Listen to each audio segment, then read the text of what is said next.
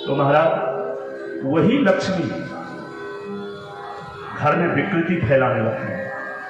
और आप जानते हैं कि आज घर घर में अगर कहीं झगड़ा है तो लक्ष्मी जी के कारण है। इसीलिए लक्ष्मी की निंदा भी बहुत है और स्तुति भी बहुत है। लक्ष्मी जी की निंदा भी बहुत है। लक्ष्मी जी के कारण ही घर घर में झगड़ा होता है। तो ऐसे ही जब आप लक्ष्मी का समर्थन न करेंगे तो मति को विकृत कर देती है और करती ही है। आप देखते हैं। लेकिन ध्यान रहे कि किसी भी स्थिति में लक्ष्मी नारायण को ही समर्पण होना चाहिए, अन्य को नहीं। अब आप कहेंगे कि नारायण किसे कहते हैं? तो नारायण के बहुत से रूप हैं। संत नारायण, कहीं भगवान की मंदिर बन रहा है, आपने उसमें धन दिया, वो भी नारायण के एक स्वरूप है। आप कहेंगे मुझे मंदिर में श्रद्धा नहीं है, तो दीन दुखियों को कपड़ा बंटवाओ, भोजन की व्यवस्था करवाओ, वो भी दरिद्र नारायण, एक नारायण के वो भी रूप हैं। आप कहेंगे मेरी उतनी उसमें श्रद्धा नहीं है, तो यज्ञ करवाएं। यही तो ज्ञान यज्ञ है, इसमें तो धन लगता है, खर्च होते हैं। तो महाराज अपने सामर्थ्य अनुसार नहीं श्रद्धा है दरिद्र नारायण में तो यज्ञ करवाएं, ये भी ज्ञान यज्ञ है। आपको जिसमें रुचि हो, यदि निमित्तम नहीं है। ये नहीं है कि आप हर हाल में यज्ञ में ही खर्च करें, जिसमें आपकी श्रद्धा हो। नारायण के बहुत से रूप हैं, अनेक रूप आया। जिस रूप में आपको नारायण पसंद है उसी रूप में। लेकिन लक्ष्मी, धन रूपी लक्ष्मी यदि आपके घर में बढ़ रही है, लक्ष्मी की वृद्धि हो रही है, तो समय समय पर नारायण को सुपुर्द करें। अगर नारायण को समर्पित नहीं करते हैं, वही लक्ष्मी आपके घर में विकृति फैला देगी और घर घर में आज झगड़ा लक्ष्मी जी के कारण ही होता है। बोलो राधे राधे। श्री सुखदेव स्वामी कहते हैं कि परीक्षित, भगवान के और भी विवाह हुए। कल आपने भगवती रुक्मिणी जी के विवाह के बारे में सुना। अब सुखदेव स्वामी अन्य विवाहों की चर्चा करते हैं। महाराज परीक्षित ने पूछा कि और अन्य विवाह कहां कहां हुए? श्री सुखदेव स्वामी कहते हैं कि परीक्षित, एक सत्राजित के नाम का राजा था। उसके पास श्यमंतक मणि थी। श्यमंतक मणि की विशेषता थी कि 8 भार सोना उससे रोज निकलता था। एक मणि थी, मणि, रोज 8 भार सोना अपने आप निकलता था। एक भार बराबर 20 तोला, 20 भरी का एक भार, यानी 160 तोला सोना नित्य निकलता था उस मणि से। मणि की विशेषता थी वो कंठ में प्रसेनजित सत्राजित धारण कर लेता, वो सूर्य के समान चमकता था। एक दिन सत्राजित उस मणि को पहनकर द्वारिकाधीश के दरबार में गया। द्वारिकाधीश के सेवकों ने कहा, यह मणि द्वारिकाधीश को दे दो। सत्राजित बोला, हम तुमको ऐसे मणि दे दें? भगवान सूर्य की उपासना से यह मणि मुझे मिला है, मैं नहीं दे सकता। टोटल मना कर दिया। सत्राजित घर आया। उसका एक भाई था प्रसेनजित। प्रसेनजित सत्राजित से बोला, भैया तुम तो रोज मणि पहनते हो, एक दिन यह मणि मुझे पहनाओ। सत्राजित बोला, ठीक है पहन लो। प्रसेनजित मणि पहनकर शिकार खेलने के लिए निकल गया जंगल में। शिकार खेलते खेलते संयोगवश एक सिंह ने प्रसेनजीत पर आक्रमण कर दिया और सिंह के द्वारा प्रसेनजीत मारा गया। कौतूहलवश सिंह ने उस मणि को मुंह में ले लिया और लेकर जंगल की ओर चल दिया। जंगल में जामवंत जी थे, ये रामादल थे। जामवंत जी जो राम जी के साथ रावण के साथ युद्ध में थे, रावण से जिन्होंने युद्ध किया था महाराज। जंगल में जामवंत जी घूम रहे थे। श्यमंतक मणि को सूर्य के समान उसमें चमक। संयोग से जामवंत जी की दृष्टि पड़ी मणि पर। शेर को ललकारा, शेर आक्रमण बोल दिया। जामवंत जी तो बड़े ताकतवर थे, शेर का मुंह फाड़ दिया और उसके मुख से मणि ले ली। शेर वहीं मारा गया। जामवंत जी मणि लेकर के अपने गुफा में आए। उनकी एक बेटी थी जामवती। बोलो राधे राधे राधे राधे। तो महाराज जामवती जी खेल रही थी। जामवंत जी ने जाकर कहा, बेटी ये तुम्हारे लिए खिलौना लाए हैं, ये तुम ले लो। जामवती जी खिलौना उस मणि से खेलने लगी। इधर जब प्रसेनजीत नहीं आया घर, तो उसका भाई सत्राजित अपनी पत्नी से बोला कि मुझे लगता है कि द्वारिकाधीश ने मेरे भाई का हत्या करवाया है, निश्चित। क्यों? क्योंकि उसके सेवकों ने मुझसे मणि मांगी थी, मैंने मणि नहीं दिया। लगता है मणि के चक्कर में मेरे भाई की हत्या हुई है। लेकिन तुम किसी से कहना मत। सत्राजित अपनी पत्नी से बोला कि तुम किसी को कहना मत। क्यों? अभी इसका पता नहीं चला है क्या वास्तविकता क्या है। पहले वास्तविकता का पता लगाने दो। सत्राजित की पत्नी बोली, मैं किसी को नहीं कहने वाली। लेकिन महाराज माताओं का स्वभाव तो जानते हैं आप लोग कि कोई बात यदि उनको कह दे और उनको ये कह दे कि किसी को कहना मत, तब तो महाराज वो बात पीठ में। महाराज जब तक वो किसी को कहे ना तब वो बीमार पड़ जाती है। उनका स्वभाव है, वो तो बीमार पड़। महाराज 2-4 दिन तक तो सत्राजित की पत्नी किसी को नहीं बोली। लेकिन जब बहुत ज्यादा बीमार हो गई तो पड़ोसन के यहाँ जाना ही पड़ गया और पड़ोसन से बोली, जानती हो बहन,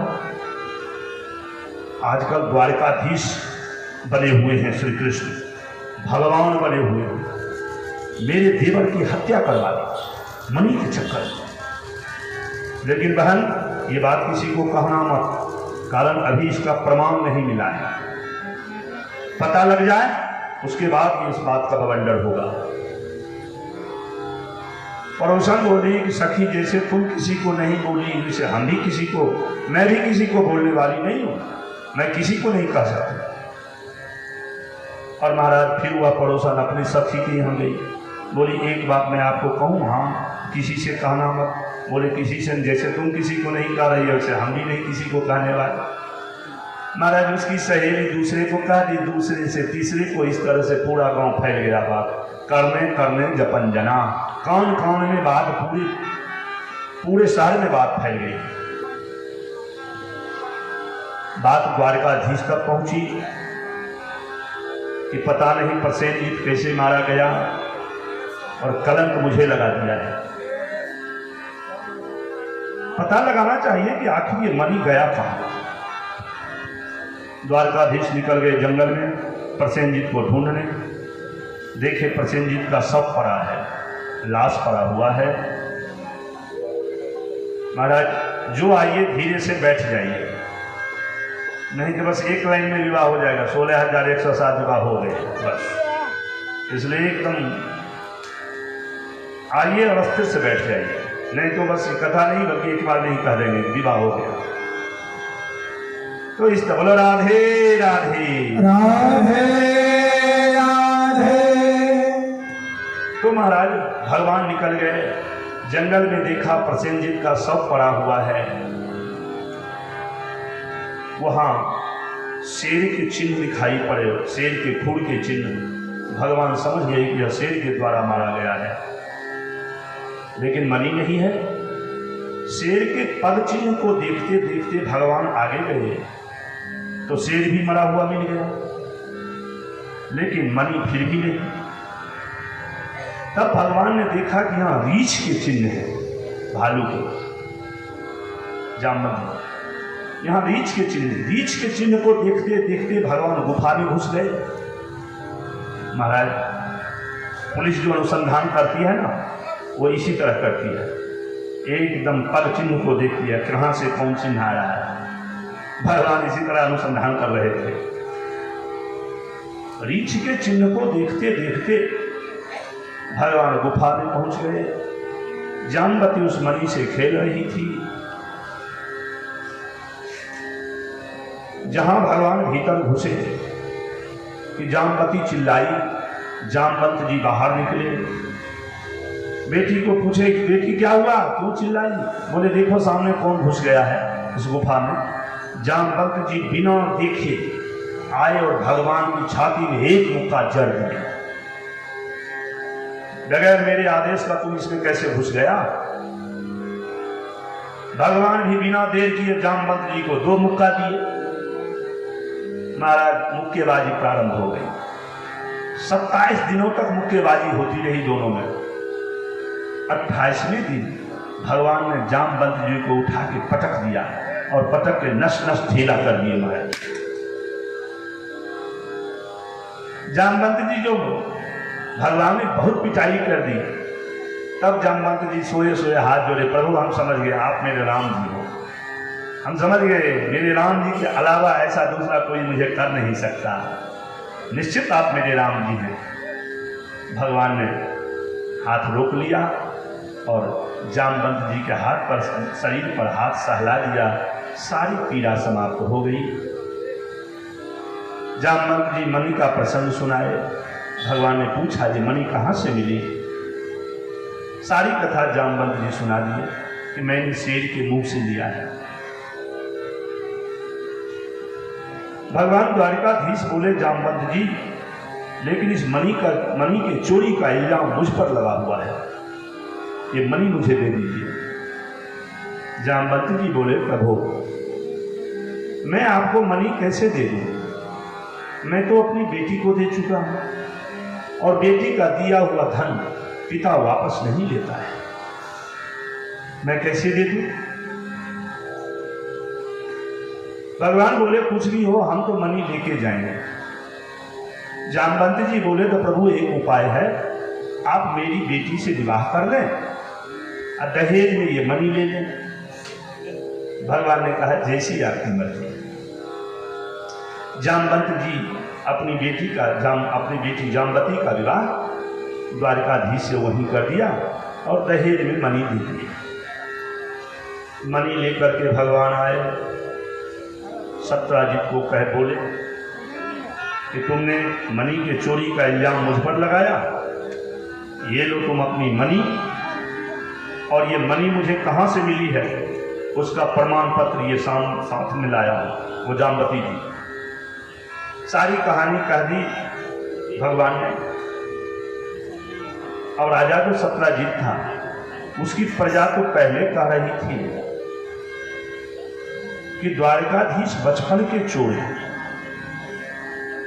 पहले माखन मिश्री चोरी करता था, अब मणि चुराने लगा, और जब मणि मिल गई तब प्रजा में हवा बदलते देर नहीं लगती। देखो तो इतने बड़े महापुरुष पर चोरी का इल्जाम लगाया, द्वारकाधीश के दरबार में किस चीज की कमी है? सत्यजित को गाली देने लगा। सत्यराजीत बोला प्रभु अब जनता तो मुझे गाली देगी। बोले तो हम क्या करें, जैसा काम तुम किया है वैसा भोगो। बोले प्रभु सबके मुंह में ताला डालने का मेरे पास एक चाबी है। क्या? मेरी बेटी है सत्यभामा, आप उससे विवाह कर लें और ये मनी मैं आपको दहेज में दे देता हूं। आप मेरे दामाद बन जाएंगे तो मुझे कोई गाली नहीं देगा। भगवान ने कहा ठीक है विवाह तो कर लेंगे लेकिन मनी नहीं लेंगे, क्योंकि लोग कहेगा कि देखो कृष्ण कितना होशियार है कि मनी के चक्कर में विवाह किया। मनी रहेगा तुम्हारे घर, लेकिन इससे जो रोज 8 भार सोना निकलता है वो नित्य मुझे भेजते रहना। सत्यराजीत मंजूर कर लिया और सत्यभामा जी के साथ द्वारकाधीश का विवाह हो गया। बोलो द्वारकाधीश भगवान की जय। महाराज कितने विवाह हुए? कितने विवाह हुए अभी तक? कितना हुआ? 3 विवाह। एक जामवती के साथ और दूसरा सत्यभामा के साथ 2, और एक कल हुआ था रुक्मिणी, भगवती रुक्मिणी। 3 विवाह। और गिनते जाना महाराज, कारण 16,108 विवाह हुए हैं भगवान के, तो गिनती कहीं गड़बड़ न हो जाए, गिनती रखना याद। कितने विवाह हुए हैं? 3। श्री सुखदेव स्वामी कहते हैं कि परीक्षित एक कहते हैं कि एक बार भगवान द्वारका से दिल्ली पधारे। दिल्ली इंद्रप्रस्थ नगर। अर्जुन के साथ भगवान जमुना पार घूमने के लिए गए। जमुना पार गए तो देखा भगवान ने एक युवती, एक बाला जंगल में तपस्या कर रही है। भगवान अर्जुन से बोले कि अर्जुन मैंने आज तक तो तपस्वी बहुत देखा लेकिन तपस्विनी नहीं देखा है, जाके पूछो तो ये जंगल में क्यों तपस्या कर रही है, कौन है ये? अर्जुन रथ से उतरे और बोले कि देवी जी मैं आपके बारे में जान सकता हूं कि आप कौन हैं? वह देवी अपना परिचय देती है।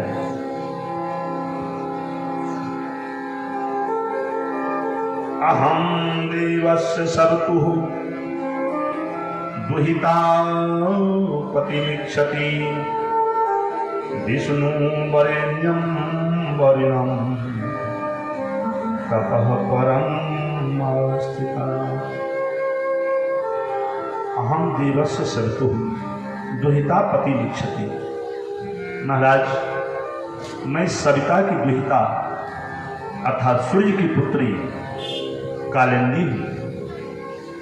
कालिंदी साक्षात जमुना महारानी जिनका नाम कालिंदी। मैं सूर्य की पुत्री कालिंदी हूँ। विष्णु वरेण्यम वरणम तपः परमास्थिता। भगवान विष्णु को वर के रूप में पाने के लिए मैं तपस्या कर रही हूँ। अर्जुन आए और द्वारकाधीश से बोले प्रभु आपकी बृहस्पति बड़ा जोरदार चल रही है, ये बाला ये आपके लिए ही तपस्या कर रही है। भगवान बोले तो चलो परीक्षा करवाओ। और कालिंदी को अर्जुन बुलाए और महाराज जंगल में ही मंगल हो गया द्वारकाधीश को कालिंदी के साथ। बोलो राधे राधे राधे राधे। महाराज कितने हुए? 4। थोड़ा जोर से बोलिए। एक महाराज थे कौशल नरेश। इनके पास 7 सांड थे, 7 बैल। नाम था नवजीत। इन्होंने प्रतिज्ञा की कि एक वीर पुरुष जो एक रस्सी में मेरे 7 बैलों को नाथ देगा मैं अपनी बेटी का विवाह उसी के साथ करूंगा। नाम था सत्या देवी, बेटी का नाम था सत्या देवी। बड़े बड़े राजकुमार जाते, बहुत वीर जाते, और महाराज बैल एक साथ सब दौड़ पड़ते मारने के लिए, और न जाने कितने राजकुमार खंडित हो गए। कोई एक रस्सी में बैल को नहीं नाप सके। भगवान को पता चला कि नग्नजीत ने ऐसी प्रतिज्ञा की है।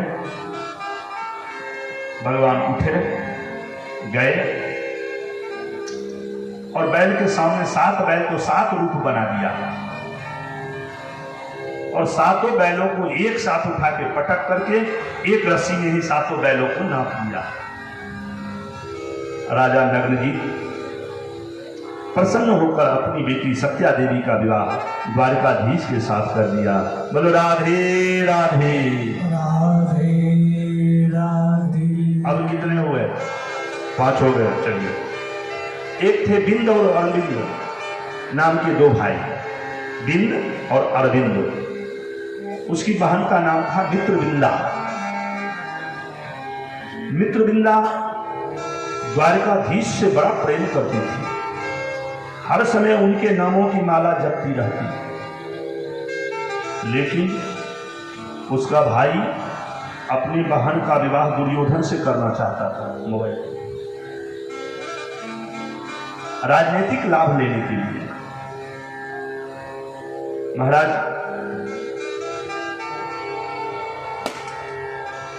मित्रविंदा का विवाह दुर्योधन से करना चाहता था। द्वारकाधीश के कानों में भनक पड़ी कि मित्रविंदा मेरे नामों की माला जपती है। स्वयंवर सभा में बिना बुलाए आ गए। मित्रविंदा का जब स्वयंवर सभा हुआ तो बिंद और अरविंद दोनों भाई ने द्वारकाधीश को नहीं बुलाया, भगवान बिना बुलाए आ गए। और जहां स्वयंवर सभा में भगवान आए कि महाराज अरविंद ने अपनी बहन को दुर्योधन के गले में माला डालने के लिए प्रेषित किया कि दुर्योधन के गले में माला डालो। लेकिन तब तक मित्रविंदा को द्वारकाधीश दिखे, और जहां द्वारकाधीश दिखे कि दुर्योधन की जगह द्वारकाधीश के गले में ही मित्रविंदा ने माला डाल दिया। राजाओं ने उपद्रव किया। अर्जुन तुरंत सबका खबर दिए, और वहां से मित्रविंदा को हरण करके भगवान घर द्वारिका ले आए, जैसे रुक्मिणी जी को लाए थे, और घर में ला करके सानंद विवाह किया। बोलो राधे राधे राधे। अब कितने? अब 6 हो गए। एक थे भगवान की बुआ जी, नाम था श्रुति कीर्ति। बुआ जी अपने भतीजे से बड़ा प्रेम रखती थी, भगवान कृष्ण से बड़ा प्रेम रखती थी, और संबंध को प्रगाढ़ करने के लिए अपनी बेटी भद्रा नाम की कन्या का विवाह द्वारकाधीश से कर दिया।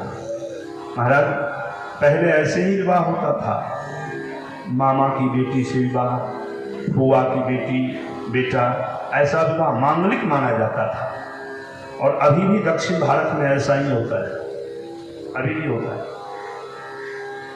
पहले आप देखे होंगे कुंती भगवान के कौन? बुआ जी, अर्जुन की माता जी कुंती, और भगवान की बुआ जी कुंती वसुदेव जी की बहन। लेकिन भगवान अपनी बहन सुभद्रा का विवाह अर्जुन से कर दिया कि नहीं कर दिया? ऐसा विवाह मांगलिक माना जाता था। तो श्रुति कीर्ति, श्रुति अपने राधेश्याम, श्रुति अपने बेटी भद्रा का विवाह भगवान के साथ किया। इस तरह से एक बार कितने हो गए भाई? 7 हुए। एक बार एक बाण से ही भगवान ने नीचे मछली का प्रतिबिंब देख करके महाराज लक्ष्य भेदन कर दिया, और लक्ष्य भेदन करने से महाराज लक्ष्मणा नाम की कन्या के साथ भगवान का विवाह हुआ। कितने हुए? 8 हो गए। श्री सुखदेव स्वामी कहते हैं कि परीक्षित 8 विवाह तो भगवान के अलग अलग हुए, लेकिन 16,100 विवाह एक साथ हो गए। परीक्षित चौंके, महाराज इतनी राजकुमारियां कहाँ थी जो भगवान का विवाह एक साथ हो गया? सुखदेव जी कहते हैं कि परीक्षित, एक नरकासुर नाम का दैत्य था जो भूमि पुत्र होने के नाते भामासुर कहलाता था। इसकी राजधानी का नाम था प्रागज्योतिषपुर। प्रागज्योतिषपुर का ये रहने वाला था। भामासुर ने जहां सुना कि भगवान ने रास किया है, महाराज के बारे में जहां सुना कि भामासुर ने सोचा कि हम भी किसी से कम नहीं, हम भी रास करेंगे। तो रास के लिए तो भगवान को तो गोपियां थी। भामासुर ने क्या किया कि जिस राजा के यहाँ जितनी राजकुमारियां होती उसका हरण करके ले आता और जेल में कैद कर देता था। बोलो राधे राधे राधे राधे। जिस राजा के यहाँ जितनी राजकुमारियां थी सबको हरण करके लाता और जेल में बंद कर देता। महाराज बंद करते करते वह राजकुमारी 16,100 हो गई। भगवान को पता लगा महाराज इसकी नगरी में घुसने का, प्रवेश करने का रास्ता एक ही था। इसके नगर के चारों ओर बड़ी गहरी खाई थी, जिस खाई में जलचर जीव घुमा करते थे। भामासुर के इच्छा के विरुद्ध इसकी नगरी में कोई नहीं जा सकता था। मुख्य द्वार एक था जिसमें मुड़ नाम का एक दैत्य पहरेदारी करता था। 5 मुख था मुड़ को। भगवान को पता चला कि भामासुर राजकुमारियों को कैद कर रखा है। सत्यभामा जी को साथ में लिया, भामासुर की नगरी पर आक्रमण करने के लिए चल गया। जहां मुख्य मार्ग से प्रवेश किया कि मुड़ दैत्य ने आक्रमण बोल दिया। भगवान ने अपने दिव्य सुदर्शन से मुड़ दैत्य के 5 सिर काट दिए। मुड़ दैत्य को वध करने से भगवान का एक नाम और बढ़ गया, नाम पड़ गया मुरारी। बोलो मुरारी भगवान की जय। महाराज मुड़ का वध करके भगवान भीतर घुसे, सैन्य शक्ति के साथ भामासुर का भी वध कर दिया और बंदी गृह में जाकर समस्त राजकन्याओं को मुक्त कर दिया। भगवान के अनुपम सौंदर्य पर विमुग्ध हो सारी राजकुमारियां भगवान की स्तुति करने लगी और बोली, प्रभु आपने तो इस चहार दीवारी से मुझे निकाल दिया है, लेकिन अब मैं जाऊं तो कहां जाऊं? भगवान बोले, अपने अपने घर जाओ। राजकुमारियां बोली कि प्रभु मेरे माता पिता तो जीवन की आशा छोड़ चुके हैं, कोई राजकुमार तो हमसे विवाह नहीं करेगा, क्योंकि भामासुर ने मुझे मेरा हरण किया है, इसलिए मैं कलंकित हो गई हूं। प्रभु अब तो इस जीवन को त्यागने के अलावा दूसरा कोई रास्ता नहीं है। भगवान ने कहा कि जिसके सारे रास्ते बंद हो जाते हैं उसके लिए मेरे घर का रास्ता खुला हुआ है। तब तो सभी राजकुमारियां प्रसन्न हो गई और बोली, प्रभु आपने ये नवजीवन दिया है, यह नवजीवन मैं आपके चरणों में ही समर्पित करती हूँ। भगवान ने तथास्तु कह दिया और सभी राजकुमारियों को, जो 16,100 राजकुमारियां थी, भगवान सबको द्वारिका लाए। धूमधाम के साथ एक ही मुहूर्त में सबके साथ विवाह किया और दिव्य भवन का निर्माण करके पृथक पृथक सबको बास दिया। अब भगवान के कितने विवाह हो गए? 16,108। श्री शुक्राचार्य जी कहते हैं कि परीक्षित, प्रत्येक रानी से भगवान के 10-10 पुत्र हुए और एक एक बिटिया भी हुई। अब 16,000 गुना 10 हिसाब लगा लीजिएगा घर में कितना बेटा हुआ भगवान को। 1,61,080 बच्चों को भगवान ने जन्म दिया और धीरे धीरे यदुवंश की आबादी 56 करोड़ की हो गई। महाराज श्री शुक्राचार्य कहते हैं, श्री परीक्षित जी महाराज कहते हैं, सुखदेव जी से, प्रभु इतने बड़े परिवार भगवान के हो गए, बोले इसमें क्या संदेह?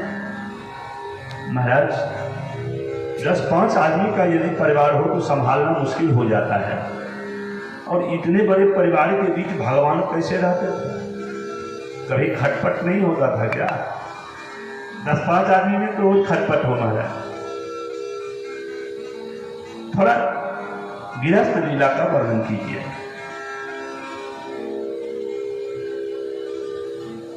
महाराज परीक्षित कहते हैं, सुनो। महाराज गृहस्थ लीला का भी बहुत विस्तार वर्णन किए हैं। समय मिलने पर मैं कभी निवेदन करूंगा, बहुत विस्तार से गृहस्थ लीला का वर्णन किए। श्री सुखदेव स्वामी कहते हैं कि परीक्षित, एक दिन भगवान के पोते अनुरुद्ध, शाम इत्यादि इत्यादि जो थे, पुत्र पोते सब बोले कि बाबा, कि प्रभु घर में बैठे बैठे अब बोर हो रहे हैं, हमको कहीं घुमाने के लिए ले चलो। भगवान बोले चलो। 56 करोड़ की आबादी हो गई है, लंबी चौड़ी, पोता पोती नाती, महाराज छेद नाती, कौन नाती सब नाती हो गए भगवान के। भगवान कहते हैं, भगवान ने कहा बच्चों से कि चलो खेलने के लिए सब चले। एक जगह भगवान बैठ गए। महाराज अभी कथा सुन लें, बाद में आदमी आपके पास चले जाएंगे, ठीक है? आप परेशान होने की कोई जरूरत नहीं है। आपके पास आदमी चले जाएंगे, बाद में कथा पहले सुन लें, नहीं तो थोड़ा कथा में हलचल हो जाए तो आनंद ना आवे। महाराज भगवान एक वट वृक्ष के नीचे बैठ गए और बालकों से वो कह बोले बच्चों से कि जाओ तुम सब खेलो। बालक सब कंदुक क्रीड़ा करने लगे, गेंद खेलने लगे। गेंद खेलते खेलते महाराज एक बालक ने गेंद में इतना जोर से ठोकर मारा कि गेंद एक कुआं में जाके गिर गया। बच्चे गए गेंद निकालने तो देखते हैं कि गेंद में एक विशाल गिरगिट पड़ा हुआ है, किलकिलास, बहुत विशाल गिरगिट है। बच्चे डर से भागे और जाकर बोले दादाजी कुआं में मेरा गेंद गिर गया। भगवान बोले निकाल दो। बोले डर लगता है। क्यों? बोले उसमें बहुत विशाल गिरगिट पड़ा हुआ है। अच्छा। भगवान उठे, जाकर देखा तो सही विशाल काय गिरगिट। कौतूहलवश भगवान ने उस गिरगिट को छू दिया और जहां महाराज भगवान